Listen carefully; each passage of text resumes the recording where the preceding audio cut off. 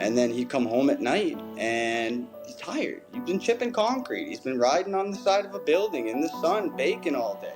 So he comes home, he eats dinner, he starts a hockey game, and he falls asleep by the second period. That was family regular life. day. That was regular day. Yeah. And so it was the emotional and the physical availability. He was a old school construction. That's what it is. And they took this attitude, this not misogyny, but this very alpha male construction old school role. Yep. And they come home and it's the same thing. It's well, I've worked all day. Why am I gonna sit down with my kid? Yeah. I'm tired. Well, your kid wants you, so be there. And that lack of emotional availability really fueled my love and my desire to fill that hole moving forward. It's that circle of trauma. And it was how do I put an end to it? What is going on, L&M family? Welcome back. I have a pretty special interview with my buddy from my LinkedIn family member, my LinkedIn bud, Mr. Clyde. Hit me up, and I missed the opportunity to have him on the show first because he recently came out on the Gaffers podcast, which was an awesome interview. And I'm going to get to talk to him. I just want to say, he's a fresh perspective, different generation. And what's exciting for me about having this conversation with Clyde, he's going to change your mind. If you're hating on the younger generations, Clyde will change your mind. He's given me hope and enthusiasm. But before we get into learning more about Clyde, I want to give a shout out to our L&M family member who sent this awesome, or actually it was a post they made on LinkedIn. Christopher White says, I just finished reading Jesse's wonderful book. It's a reflection on our human experience. He reminds us that there are moments in life that at times don't seem to catch our attention, but carry us away in certain directions. Where do you want to go today? Right now is the moment to take that step in that direction. Christopher, thank you, brother. I really appreciate that. It's super, super meaningful. And folks, the book he's talking about is Becoming the Promise You're Intended to Be. You need to check it out. And also, if you're new here, we're going to talk about some tips, the tricks, the real truth around the unconventional path to success. It's not a straight line. Over and over, my guests get to remind me that there are many pathways to success, and I'm excited to hear how Mr. Clyde has made that happen. Clyde, how you doing, my brother? I'm doing wonderful, Jesse. How are you?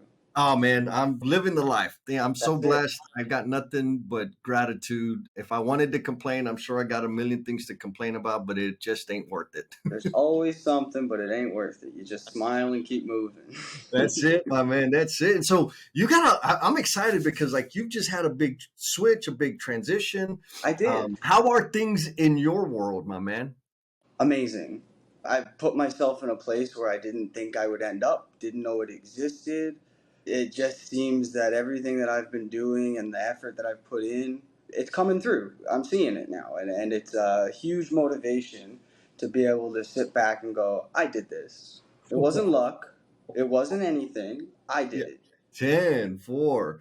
All right, so I'm going to dive all up into that. But before, what are the important, juicy things that people need to know about you, Mr. Clyde?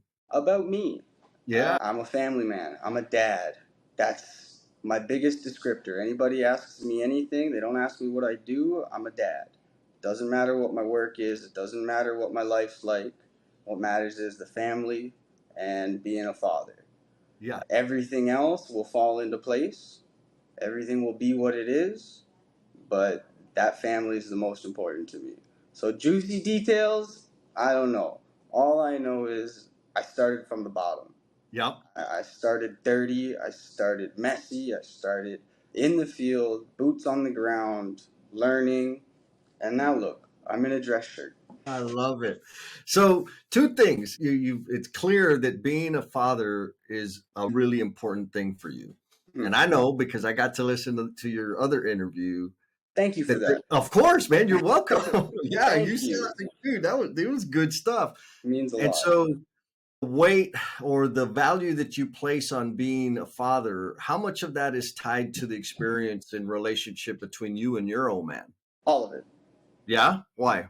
Well, the way I describe it to people is a lot of people look at role models and that's go, well, that's what I'm going to run my life. I'm going to run my life because this person was an excellent role model and they led me through the thick and the thin, showed me all the shortcuts, showed me life.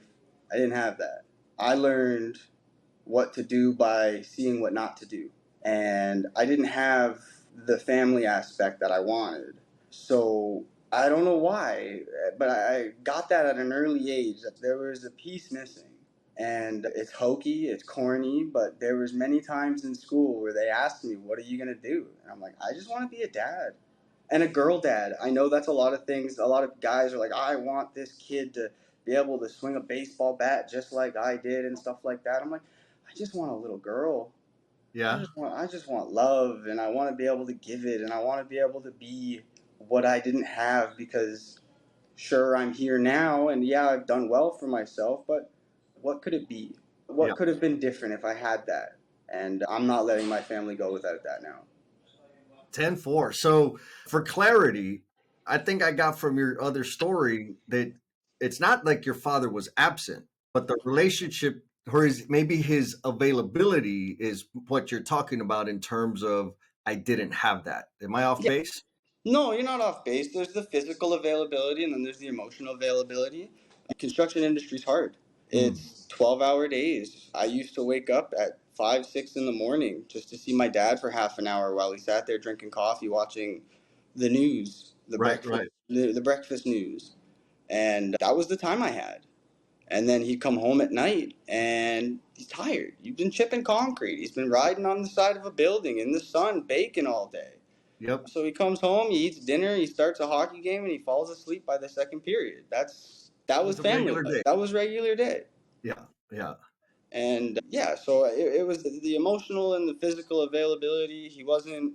He was a old school construction. That's what right. it is. And those old school guys, they don't realize that they're taking it home with them and how that Yep, affects them. And they took this attitude, this not misogyny, but this very alpha male construction old school role. yep, And they come home and it's the same thing. It's the, well, I've worked all day. Why am I going to sit down with my kid? yep, I'm tired. Well, your kid wants you, so be there. And that lack of emotional availability really fueled my love and my desire to fill that hole moving forward. It's that circle of trauma. And yep. it was the how do I put an end to it? And how do I stop the recycling of all of the bad habits that has been passed down? So you're breaking the cycle. That's what comes through is the experience that you had with your dad being committed to work and doing his definition of fatherhood was made it clear to you that's not you're going to have a different definition. Yes, Yeah. fatherhood in the construction industry is I work hard, I'm going to come home, and my day is done because Yeah. I've worked hard today. And that's not fair to anybody. So I want to break the cycle. I'm breaking the cycle at home with my family and my wife, but I want to break the cycle in the construction industry. I want to bang some heads together and let them know that there are things more important than your job. Sure. Sure. And so knowing that was a situation with your pops Yeah. and it was the industry, I'm going to say it wasn't the only contributing factor, but a huge contributing Yeah. factor, the fact that he worked in the construction industry. Why did you pick the construction industry? I didn't. I really didn't. So I went to school for firefighting. Okay. And I thought I was one of those guys where I didn't know what I was going to do. Grade 12 hit, and I'm like, I've been having fun. I'm the social butterfly. What the heck am I going to do? And the danger, all of that firefighting stuff really appealed to me. The life, the salary, the benefits, all of that stuff was like, this is how I'm going to break the cycle. This is how I'm going to move. And then I opened my medical textbook in class with blood and guts and people sticking their legs through Oh windows. yeah. I went ghost white. I will crawl. I was search and rescue. I'll crawl through whatever fire you want, but don't show me a hangnail. I'll pass out. And I Okay. didn't know that. Right, of Because I course. could do it to myself. I've damaged myself many a times. Could look at it and laugh and show people. But as soon as somebody showed me, I was like, this is not, I can't do this. Do I do it and possibly go ghost white and let somebody down or let somebody Right. get injured? Or do I pivot? So I Yeah. pivoted, and a lot of the teachers in the college were firefighters. So they said, hey, while you're working this stuff out, get into the construction industry because they like seeing the long work hours, the working out Yep. in the elements, stuff like that. So I spoke to my dad and I got a job. He was off at the time through an injury, and I got on a swing stage and started up in the company that he was supervising for and took off. From there. Took Okay. off. So I think there's an important lesson there, right? I don't think, I know. For sure. I think about like my path. This was back in the 1900s. So I graduated high school in 95. Yeah, I And was one. you were one. That is so awesome. That is just so awesome. And everyone around me told me, and I thought I wanted to do it, that I needed to be an engineer. I should be an engineer because I was good at Yeah. math, this sort of thing. I didn't know what the hell engineers did. Like, I didn't even know what an engineer looked like. Now, Yeah. fast forward to now, I would have failed miserably. I would have lost my mind, or I would have caused everybody around me to lose their mind because Yeah. it's the environment, the conditions that work is done in, or the skill to do the work is done in, Yeah. is not suited for me. And so, No. if you were going to advise another youngling coming out of high school that's kicking around ideas, or even out of high school, kicking around ideas of what career to choose, what would you advise them in terms of making that selection or things to consider as they're kicking that around? So before that, I would love to jump in on your little story. My father also told me to be an engineer. Ah, okay. He told me to be an engineer because in his line of work, that was the cream of the crop. Yeah. When Yeah. engineers showed up on site, he went, "That's a good life. Look at them. They Yep. must be making a lot of money. Go do that." So that's where I was pushed from an early age. It was go be an engineer. I'd fail. I'd fail miserably, same as you. It's not my skill set, not the environment. I'm not the guy that wants to stare at a computer and read. Oh, no, I'd do terrible. Right. But to answer your question, one of the things that I've recently figured out and recently learned, and something I will be passing along, and I hope everybody figures this out, is find out who you are first. I didn't know. I was a firefighter, but then I wasn't. I was a construction laborer, but then I wasn't. I was a project manager, and then I wasn't. And I never really took the time to sort myself out. So, how did you? Wife, kid, journaling, meditation, all of these things I've discovered in the past few years really helped me take a breath and take a step back. And because we're all the LinkedIn friends, one of the things I did yesterday was I put up a post of what are your weaknesses and why are they weaknesses? Are they Okay. weaknesses? Yeah. Because in my post, everybody used to tell me I don't shut up. I Ah, was the I was the kid that was friends with everybody. There was nobody that I couldn't make friends with. There was nobody that I couldn't build a relationship with. I was sitting by myself by the end of the year in every grade because they could not get me to stop talking to people. yeah. And I always all my report cards, everything is Clyde never shuts up. Clyde Yeah. is disturbing in class. Clyde is this. Clyde is that. But I was on all the teams. I was Right. all So for the social people. connection is really a natural need for you. It's a natural hunger, yeah? 100%. I didn't know. I knew it subconsciously, I guess, but I didn't know that what makes me feel fulfilled is people. I had no Mm, idea. It always did fill the hole.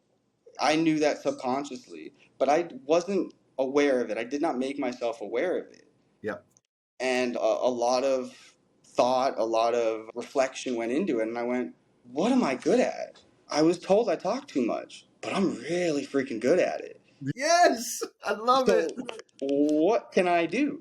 And I just started putting it in, just going, what can I? LinkedIn was the way I went, and Yeah. sales and client relations and stuff like that was so energizing to me, and it just took me way too friggin' long to figure that out. Yeah. So I would love it if there's any takeaway is that young person that's maybe considering the construction industry or considering any other industry is breathe, figure yourself out, write it down, whatever you have to do that makes you feel fulfilled because if you're not fulfilled, you're going to be down a path that you don't want to be. Whether Just gonna it's mental health or addiction or anything like that, you don't know where it's going to put you, but it'll put you there, and you don't realize why it's doing that. Yes, because you're. It is the lack of fulfillment. I mean, for me, I know the lack of fulfillment or chasing fulfillment through substances and other things, like you said, without me figuring out how I best serve, how to Yep. leverage the natural skills and talents I have in service to others. It took me a long time to figure that out, like Yeah. 40 years long time to figure that out.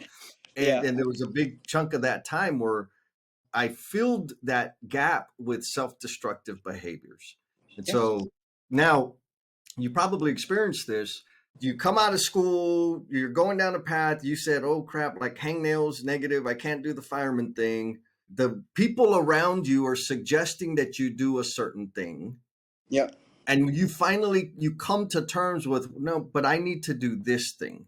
How did you work through that friction? Because I'm pretty sure that the people, your friends, your family, et cetera, are saying, why are you doing that? That's not, you should do X, Y, Z. And they're not doing it to be ugly, but they're doing it. So it doesn't really matter why. How'd you Yeah. deal with that? That was probably one of the hardest things for me because Yeah. people are my energy, Mm. because it really does affect me how people feel about me and what people think. So when I started getting the, what are you doing? Where are you going? Why aren't you following through with firefighting? That's the way to go. Without a good career, blah, blah, blah. It affects you. And it makes you feel depressed. It makes you feel like you're not living up to your potential. Even though you don't know what your potential is, people are just telling you what they think is good, and you go, oh, that's my potential. But it's not. Check it out, hometowners. So Primo, he's a little bit embarrassed about like asking for some backup, some esquina. And so I want to hit you up and like if you're digging this content, pues give it un like, give it the stars or leave a comment. But if you really, really want to see Primo like get all chiflado, like for the reels, hit him up on the socials, Holmes. Like if you give him a comment in the socials and let him know what you thought about the thing, pues he's gonna light up, but only do it if you mean it because, yeah, you already know how Primo is. Se cree mucho el cabrón. So if you could do that, if you could leave a comment or a rating or the stars or whatever, that would be cool, man.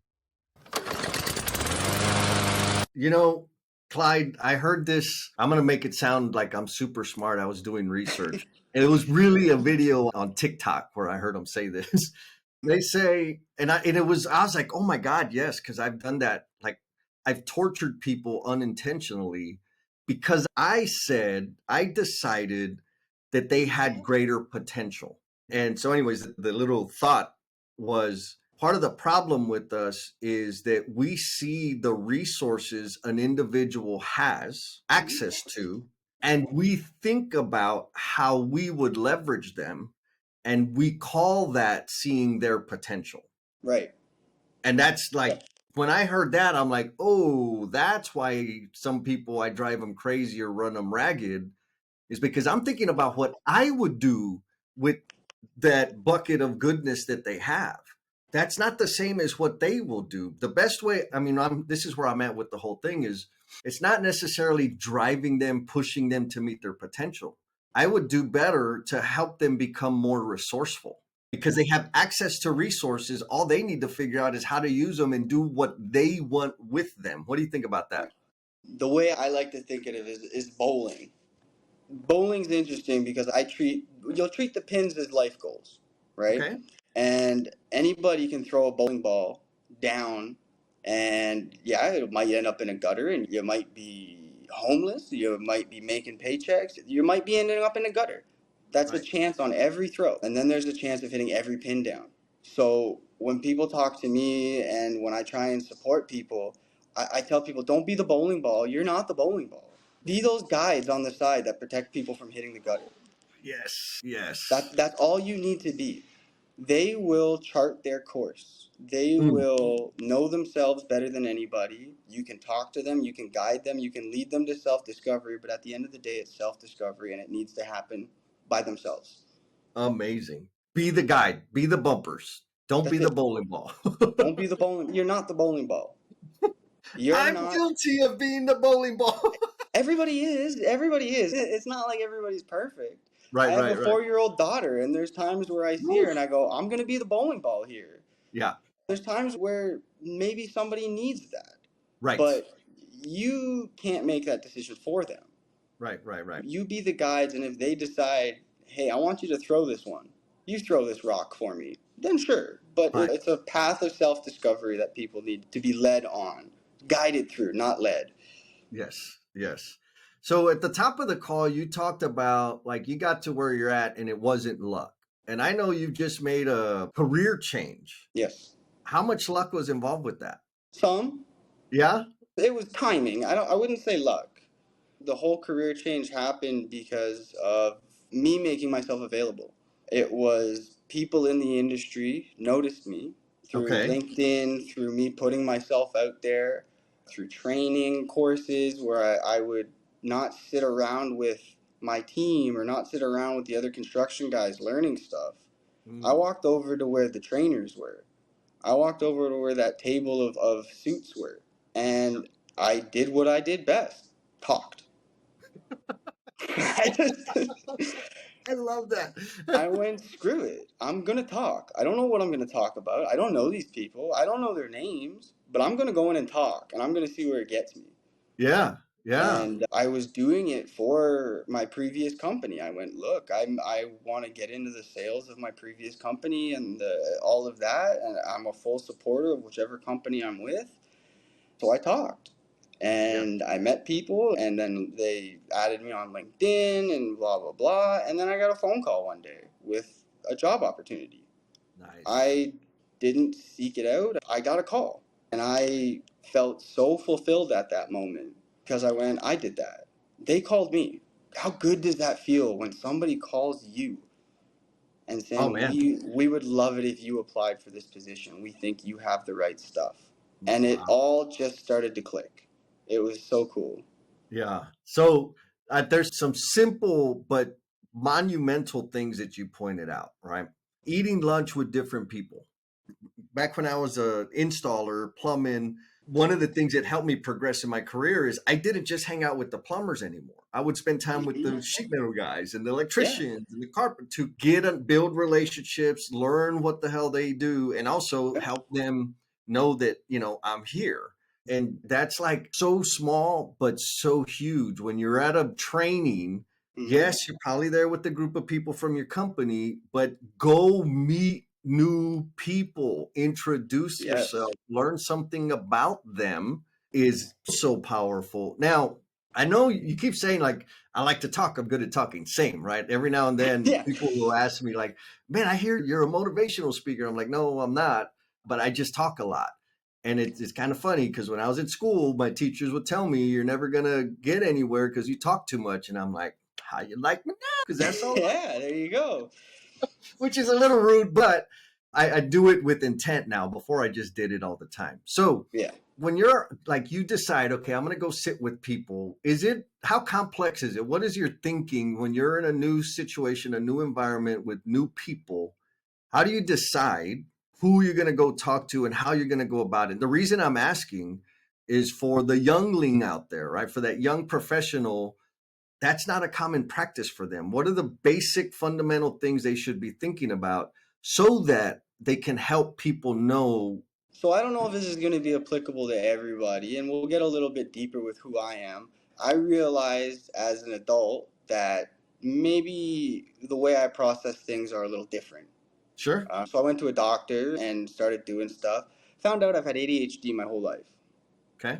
Well, there's the proof for not being able to stop talking. Had that my whole life. And one of the things that is kind of a superpower about that is something that is called hyperfocus. And anybody can do it. It happens all the time, but it's something that kind of follows along with the whole ADHD thing. And what I do and the way I see things is I break it down. I look around the room. I go, who's doing what? Who do I need to talk to? What are they wearing? What are they doing? What are their mannerisms? It's all nonverbal, it's all physical. You're looking at them, you're evaluating, and you look at every opportunity, every moment for a conversation. Yeah. Something that they mention, something that they say. is you pick it and you run with it. I don't know. I might not know what I'm talking about. I might never have been to Greece, but he maybe have mentioned, or the person maybe had mentioned they'd been to Greece, and I will come up with everything I know or ask questions to put Yeah. myself in a conversation, to put myself in the room, and then Yes. it's to go, okay, well, I got in the room by talking about Greece. How Yeah. the hell do I turn that into me? Because you're selling yourself. Right. And Right. that's what these young people need to do. Is that I'm still young. I'm 30. I can't be considered a senior, but you've gotta see these moments and you gotta take advantage of them. And Yeah. you've got to pop in, see what it is, and then go. How do I sell myself? Yeah. Because that's ultimately what you're doing. Yeah. If you're meeting somebody, you're selling yourself. Yeah. The fundamental building blocks I heard was listen and ask questions. Yes. That's the door. You got to overcome your insecurities or whatever. Like, it's okay. Everybody's insecure for Oh real. yeah. Like, for real. Yeah. But be in the space, listen, ask questions, and then it goes on from there. Yeah, Right. like it terrifies me to go up and talk to somebody. Yeah. Like internally, yeah, everybody has those same butterflies. Everybody has that heart racing moment of I'm either going to go and hit a home run or I'm going to fall on my butt and I'm going to look like an idiot talking to this person. And so what? Right. I mean, that's how I see it. It's like, let's Roll go. the dice. Let's see what happens. I can sound Yeah. like an idiot. I'm okay. There's 6 billion people here. If one person thinks I'm an idiot, I will move on. I'll Yep. be all right. I'll sleep just fine. But I love that. like if that person thinks you're smart, where's it going to go? So Yeah. what's the negative feedback of that? Are you confident enough in yourself that you can take a hit and go, Right. "Ooh, I just talked about something I have no idea about, and that guy totally knows I have no idea about it." Right. Right. Or do you go all negative and go, "Well, I'm not going to talk to him because I might sound like an idiot, and then nothing good will come of it." Nothing. Right. Shoot your No, shot. the only way to know is to do the damn thing. Go Always do shoot it. your shot. Yeah, that's it. Shoot your Why shot. not? And that's how I got this. That's how I'm here, is because I saw one of these guys were sitting there trying to do stuff on LinkedIn, and that's seriously how it happened. Nice. He was trying to do stuff on LinkedIn, and I went, "Hey, I know what you're doing. Can I help you?" And you just Nice. start talking to him, and then you Yeah. ask him questions, and then you find out he's got kids, and he went here for vacation, and you just roll and you just run with it, Yeah. and you be attentive. It's hard in this generation, especially with the younger kids, with social media and stuff, making that eye contact, looking that person in the eye, squaring your shoulders up, and listening, active listening. All Yeah. of that is difficult. It's a skill, but once you get it, sky's your limit. Yeah. 100%. I agree. 100%. It's the one thing that has helped me in my career or careers, because I've had a few, is the ability to connect with people. But I just want to be extra clear. It's because I spend most of my time listening to them, like listening and understanding what they care about, what they're interested in. And here's the other thing. The more time I spend listening, I get to see like, oh, this person's kind of a jerk. They're kind of selfish, Yep. self-centered, rude. I'm Yep. just going to mosey on to the next group. Like, I don't Yeah. need to invest a whole lot if I listen. But if I go in there trying to attract attention and bring everybody to me, I have no basis of understanding for what type of people I got around me. So That's the right. more time I'm listening, the better off I am. And that guy could be a jerk, but Yep. he might be your next step to success. So Yep. being able to actively listen, stand back and go, "Oh yeah, that guy's kind of a misogynist, or that guy's kind of arrogant or whatever." You then figure out how to leverage that. You go, "How am I going to talk to this guy where we're going to end up in a good spot and he's going to remember me?" Yeah. You don't stoop down to his level or her level or anything like that, but there's always another way to talk to somebody. Everybody is different. So to talk to everybody the same and to say the same things and the same mannerisms, not going to work. Truth. You got Everybody's to got be a a different chameleon. flavor, baby. And you got to let them know what you are. But that comes from self-confidence. Yeah. I was always told I was a chameleon. They said Clyde the chameleon, Clyde the chameleon, because I would go and talk to anybody.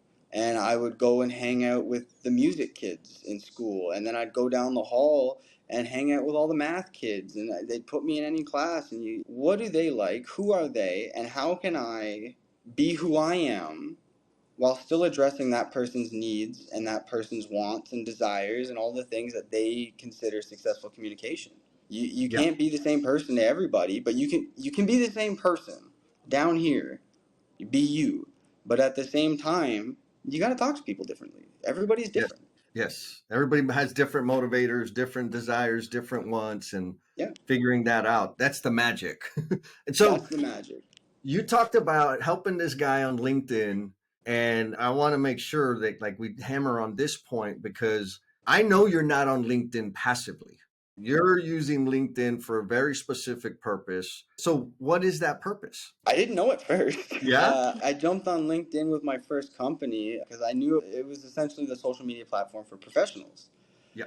And I was using it to acquire new contractors and to meet people for my old company. I went, well, we could use some new contractors, we could meet some people, I'll give it a go. And it's one of those things where you start off with nobody caring about what you're putting up. And I didn't know what I was doing. I'm not a social media person. I don't have my own personal Instagrams or Snapchats or TikToks. I'm way too old at heart to care about any of that crap. So it was, what do I do? What do I do with this? How do I use this for me? And I just started figuring it out. I was pushing myself to learn what people are attracted to, what people want to see, but all while staying true to myself. And I started noticing people like you and other people that are like put this whole area that I didn't know existed of this mental health and support and all of this love and good feelings. And I went, I really like that. And I thought construction was one of these industries that was never going to change. I had no desire to jump in and rock a boat. I just wanted to push this idea that I was really good at what I did, and I am in construction, and I will promote this company, and I'm going to build. And I started to learn that it's not about that necessarily. People come to you for who you are and what you believe and what your thoughts and opinions are on things. So I just started to, I just jumped in. I don't even know how else to say it. I just kind of said, screw it, let's give it a go. I Yeah. don't know if this is going to work. And then it just started working. And that's how I got my previous job. I Through got my LinkedIn. through LinkedIn. Nice. I Nice. had the president of the company message me a couple times over a couple years on LinkedIn saying, we'd love to have you. I see what you're doing. You're posting, you're doing this. They got my identity Right. because I wasn't shying away from who I am. Yeah. Yeah. Like the most valuable thing, similarly, I didn't realize, I didn't understand the value of social media. Like originally, I was just jacking around on it. I had a LinkedIn account because somebody told me I should have a LinkedIn account. And it wasn't until I launched a podcast, whatever, 3, 4 years ago, that I'm like, oh, people need to know there's a podcast to listen to. So I need to Yep. post so that they know. And then it all of a sudden it became clear like, I could leverage social media to help people know who I am, what I'm about, what I care about, and they can care about it or not. And it's okay either way. And so, I like that you pointed out, like there is a community, there is a growing group of people that want to change what the construction experience is. Like Yeah. for me, I'm 100% committed to helping leaders in our industry learn how to demonstrate appreciation for the men and women that do the work. There's a lot of room to improve, a lot of relationships to focus on, but because of my background coming from the trades and the roles that I've had in my career, I feel like I have a special set of glasses that I can help people really understand how, not just understand, but like systematically demonstrate appreciation, make things easier and better for the people out there that are doing the work. And the more I say it, the more people say, hey, that guy's kind of, I know he's a goofball, but he does care and he can help. And so I use my experience to make that happen. And what I heard on your interview with Gavin, your experience with your father, your experience early on in your career, like in construction, has informed your focus in terms of helping people place value on relationships, place value on mental wellness. How else are you using your experiences, those painful experiences, to serve others, to help other people? Sure. So I am an open book. Yeah. I try not to hide who I am, what I was, what I did, because that's disingenuous. People Yep. don't know who you are, know what you've been through unless you help them understand. So I've been in a couple of groups where I've stood up and I said, hey, there's a bunch of 50-year-old men here that are the owners of companies. And you're all talking about the industry and all of these things, going out and, oh, I was home on the weekends with my kid, or I made sure that we had a vacation every year for a week.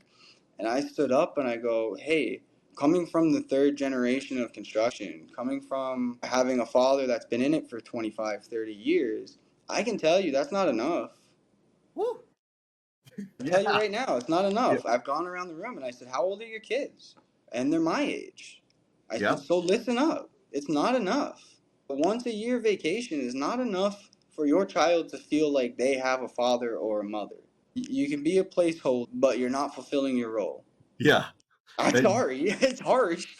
I don't think it's harsh. I think it stings. So a little Let it sting. context. I remember me coming up, same, very similar, right? My dad worked, he traveled for work. In his mind, here's the, from my perspective, he was doing the best he could with what he knew. A. Yep. B, his definition, and I think this is critical, his definition of being a father meant providing. Yes. And the reason I can identify with that is because there was a period of time with one of my wives, ex-wives, not multi. Had only had them one at a time. I didn't break Quick any laws. correction. Quick correction. Good. I believed I decided that my job as a husband was to provide, and that was Yep. it. Like now I think differently, but that was my definition. And so when she said, "Hey, I want a divorce," I was like, "What the hell are you talking about? This is amazing. Like we have the cars and the truck and the house and the Yeah. vacations and but I was not emotionally available, period." Yep. And like I don't want to sugarcoat it too much. I was drinking my ass off. I was partying, I was deep sea fishing, I was playing soft. Like I was having it was amazing for me. But the fundamental problem that she and I had was my lack of emotional availability. And so Yep. back to why I say like it's not harsh, it just stings. Like I can be walking in success by meeting my own definition and failing the people I care about or the people closest to me. And I think it's that Yes. realization that your comment has on people, which they probably got pissed and defensive. Some of them did. I'm not getting the impression that you said it disrespectfully or in No. a judgmental fashion. You said it in a factual It perspective, was like, bro, this fact. ain't enough. And Yeah. so it's that kind of messaging and courage that we need more of. And so when you did that the first time, did you just say, like, I need to keep doing this? Yeah. I like every teacher has told me I don't shut up, and I just I went. This is how I feel. Yep. It's gonna sting some people, but if it stings, there's a reason for it. And I'm okay if something stings if there's a reason for it. I'm not gonna be a bully and take shots at people that don't deserve taking shots, and I don't think I'm taking shots. I'm outlining my path, what I saw, what I witnessed in the construction industry, and I even went through it. You were talking about emotional availability and your ex wife. Now, I've got my fingers crossed. I've still got the one I have. Yeah. But when I'm still in the construction industry, but when I was working 50, 60 hours a week, I wasn't emotionally available. And how do I cope with that? Well, you said yourself very honestly with the drinking and stuff like that. I smoked. You know deep down what's going on, but to address it's hard. Oh And yeah. to come from family in the construction industry and the very alpha male type, old school type, I'm the husband, I provide, and then I come home and sit on my ass and I'm good because that's my wife's now doing her job. Yeah. You get that idea in people's heads and it's poison Yes. because It's not a you're sustainable system. I know that for sure. no. And I was doing it because I didn't know any better. Right. like Yeah. like like I've said many times, I've learned what to do by learning what not to do. I didn't Yeah. have those rails on the side of my alley, my lane. I didn't have that. Yeah. I was just throwing balls down the lane and hoping to God I hit a pin. I love And I knock down one pin and I go, let's throw another one. Throw another one. Let's go, Throw baby. another Yeah. one. And I've had tough times with my wife. I've had times where she said, you don't care, or you don't feel like you're around, or you don't listen. And it's because you put this idea in your head that you're a provider. My wife stays at home. I'll preempt that. My wife is an early childhood educator, and since we Nice. had a daughter, all she wants to do is stay home. There's no Nice. better person to raise my daughter Yeah. than somebody with a bachelor's degree in raising kids. That's just the way she wants. That's her role, and she's happy with that. But does Good. that mean I come home and I sit on my ass? No, no. Yeah. I come home and I can honestly say that my wife has probably worked harder than me. Oh man. For Yes. all those people in the construction industry, all those 50-year-old men sitting at desks, typing up and then coming home and doing nothing, they're working harder than you. Yeah. So chip in, be there. Yeah. Be around, be emotionally available. Don't come in, spew about your day, then sit on the couch and watch TV. Be around. And the emotional availability is hard. It's hard to put yourself out there. It's hard to say, well, I have two jobs. People Yes. need to know that you have two jobs.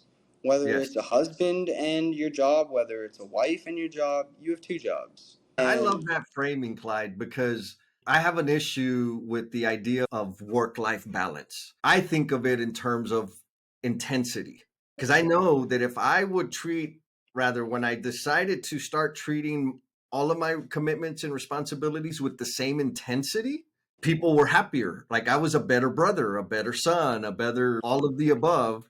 And so the framing you said is you have two jobs, right? If you approach your duties as a husband, father, mother, brother, all of the above, if you approach those duties with the same stewardship that you do your job, your career, things are going to be pretty damn good. Would you agree? 100%. 100%. My wife this week has looked at, it's my first week. My wife has looked at me and went, you look different. And I go, what do you mean? She's like, it's not just the dress shirt and the nice shoes now. She's like, you look peaceful. Ooh, nice. You Yeah. look like you are where you wanted to be. Yeah. And there's the stress and that gorilla or whatever you want to call it on your back. It's gone. Yeah. And by doing that, it allows you to be more. So, Yes. like you were talking about, like intensity and stuff like that. If I take the same drive and passion I have to provide for my family, because that's ultimately all I want to do. Yep. All I want to do is provide a better life for my family than I had. And that should be everybody's goal in life. If it's Yep. not, reevaluate and write things down and figure out why it's not. And I took it from there and I went, well, where is that going to take me? What does that look like? And I got the job and I something settled in and I went, oh, I get to talk to people for a living and I get to use all the skill sets that I knew I had, Right. but like I said earlier, I thought it was a weakness. Sure. I Sure. never thought that somebody would say, hey, I want you to go shake hands and make friends for a living. And I was like, holy crap, I didn't know I could do that. I was told, what are you doing? Oh, you're so good at the work. Why don't you move up into the management and be like a big foreman for a big company? And people don't realize just because you're good at something doesn't mean you're passionate about it. Oh, yeah. Oh, baby. That is People truth don't right realize that. there. Yeah. Yeah, I've held a caulking gun in my hand for 1,000 hours, 10,000 hours, and I can do it with my eyes closed. Brings me no joy. Right. Brings Right. me no joy. Other people might look at it, engineers might look at it and go, that's amazing.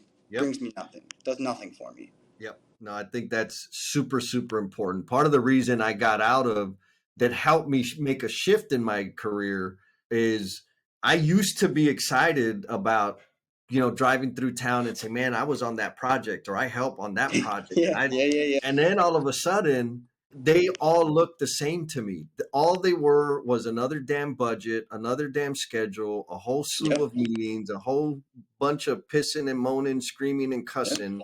It was gone. Whatever magic that was there was gone for me. And that's when I knew, like, I got to do something different because Yep. this, to your point, no longer brings me joy. I need something that's going to bring me joy. I didn't think about it in those terms back then, but that's what it was. And so, boom, I didn't think bam. about it either. Yeah. And the hardest points in my life were days that I thought I was successful. I thought I was killing it. Everybody thought I was good at this job. Everybody thinks I'm great with concrete and I can do this and I can do that. And everybody's praising me. And for me, the praise and all of that hits real deep because of the person I am. I was going, I'm doing great. Everybody likes You me. feel it. Everybody likes my work. Everybody's asking for me to come in and caulk their wall or to fix the whatever on their building.